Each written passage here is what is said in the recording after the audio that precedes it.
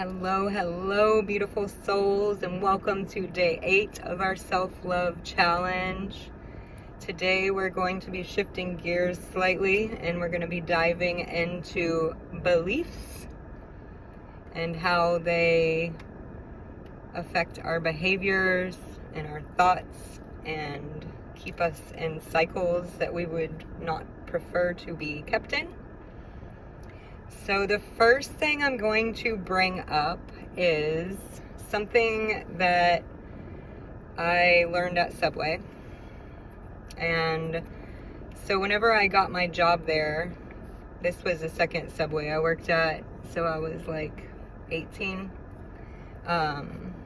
Whenever we did our orientation packets, one of the things that was in that packet was something that said, customer perception equals reality. And there was a significant amount of resistance in my body conforming to that. And it is true. Perception is reality. How one perceives something is their reality. Even though it may not be the actual reality of things, it is their reality.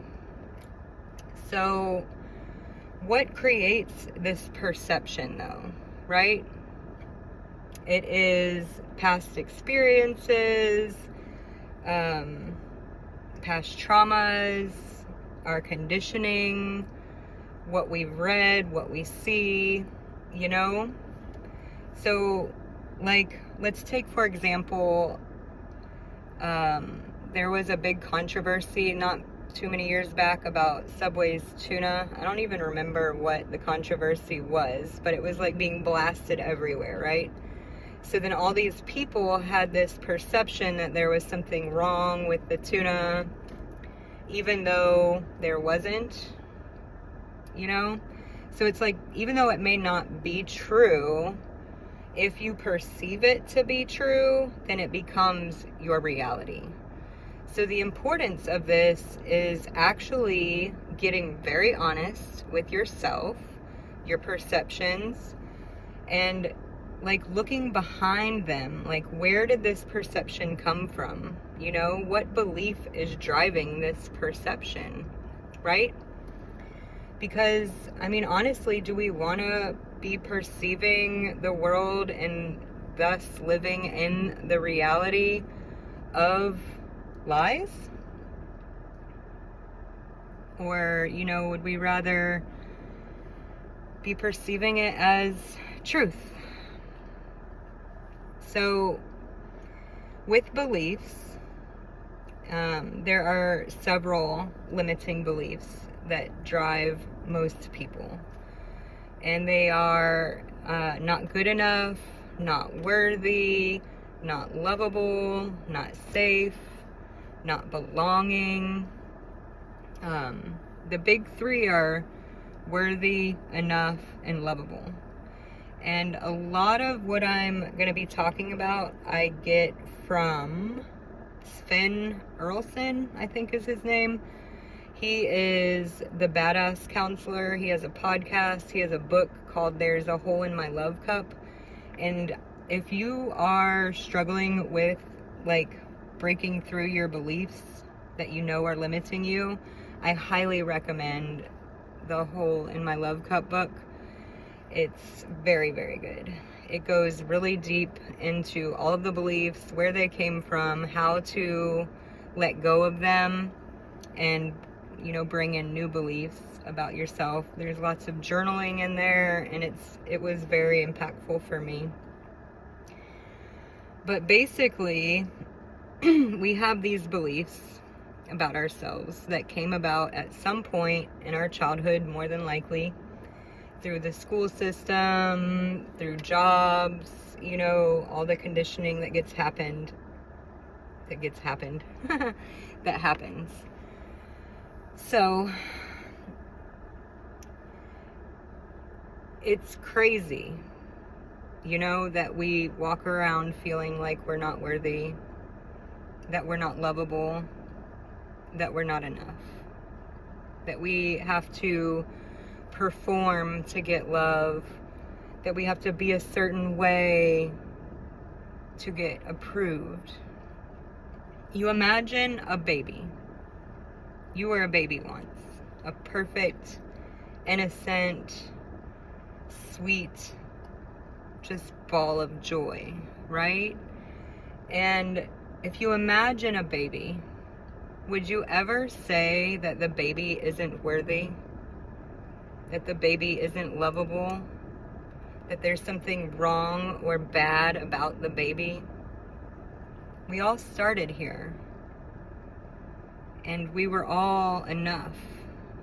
Even though we needed all this care, we were innately enough.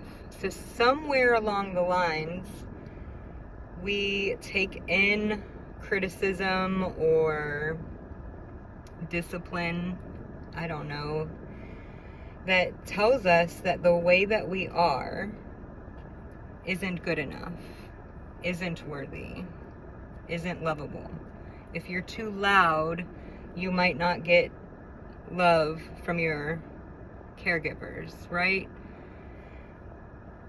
When really, it wasn't that you were being too loud. It was that they couldn't handle you, because probably they had it conditioned out of them too.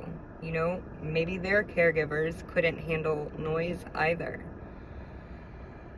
So these beliefs, they're created by thoughts that get thought over and over and over again. So, you're really loud at home, and maybe your parents are like, that's too much. And then you go to school and you're loud there and they're like, that's too much. But it doesn't mean that you are actually too loud. This is one that I have to do with my kids all the time. They're like, you're being annoying. I'm like, no, they are not annoying. You are feeling annoyed, right? It's that projection. So we get all this stuff projected onto us, and then we internalize that and make it that we are not good enough, we are not worthy, we are not lovable. And then those beliefs drive more thoughts. And all of this drives our behaviors, right? If you have an underlying sense of unlovability, like you believe to your core that you're just not lovable, you cannot be loved by anyone, because your belief is your perception, which becomes your reality, right? If you believe that you are not worthy, you won't go for things. You won't take care of yourself, right? Because you don't believe you're worth it. And nobody can give you that worth except for you. It's like an internal job. You are love. You are worth. You are here and you are breathing, therefore you are worthy. You are supposed to be here. You belong. Wherever you are, if you can belong with yourself, you can belong wherever you are. You listen to yourself. If you need to get out, you get out. But these beliefs are so incredible. So, what we want to do is we're going to incorporate what we talked about last week in with the beliefs, right? Because as we start to observe our thought patterns, observing our thoughts, separating from them, we are not them, we're just watching them and saying, I wonder what that's about, getting curious about it, right? Let's say I have a thought whenever I wake up and it's like, I don't want to go do the things that I have to do today, right? Well, that's an interesting thought. I wonder where it comes from. And really feeling into that, feeling what belief is driving this thought, For me, on those days, normally it's tied to enoughness and worthiness. Like, if I don't have the capacity to do the things that I want to do, generally it is because of some deep-seated belief that I'm not actually worthy of doing those things, or I'm not enough. I don't have enough to go do that, you know? When we can separate our thoughts, observe them, tie into what belief is driving it, we can then separate ourselves from that belief. We can ask, is it absolutely true? Like, do I know I'm not lovable? Do I know for a fact that I'm not worthy?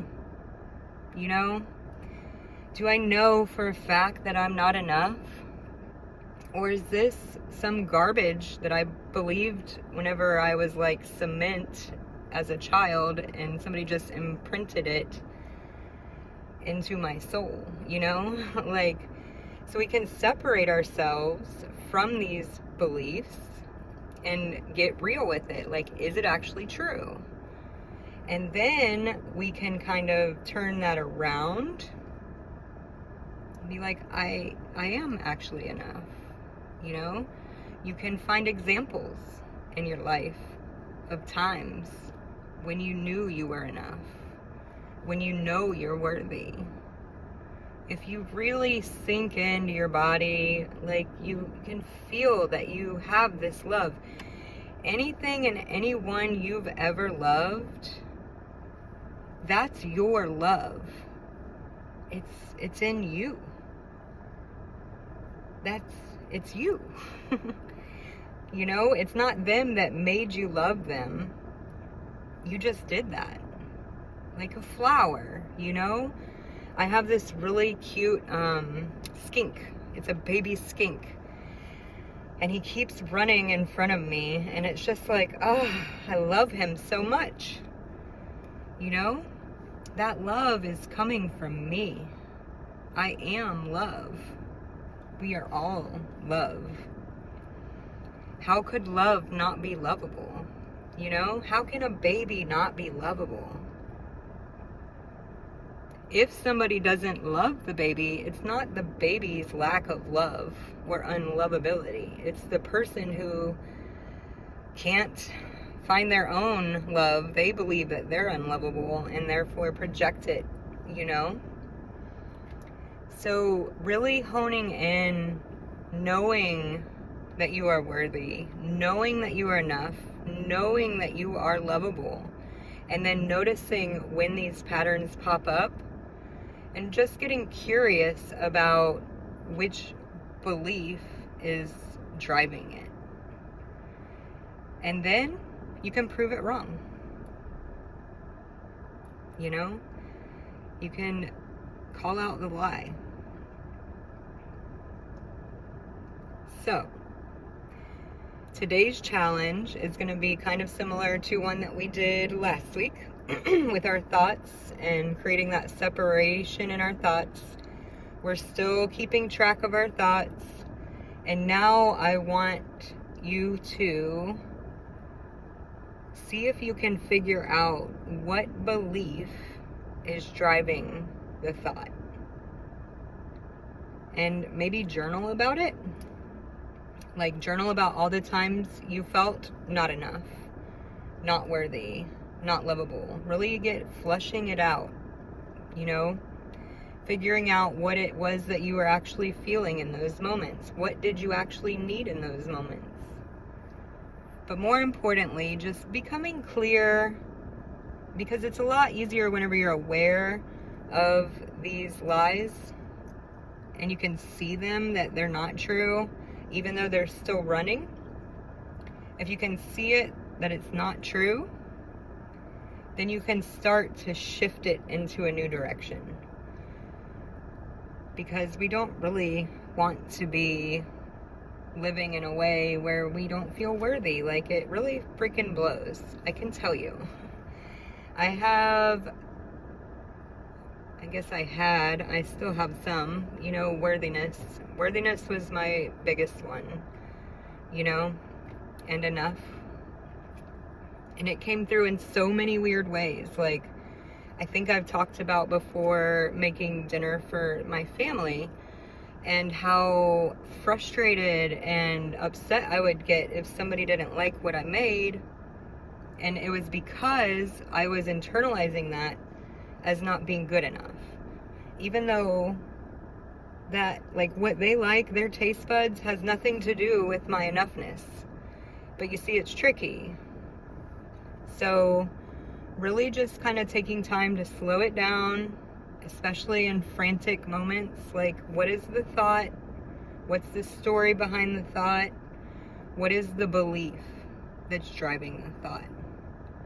And get out a piece of paper and write whatever, draw something, scribble, flush it out. I'll see you guys tomorrow. Bye.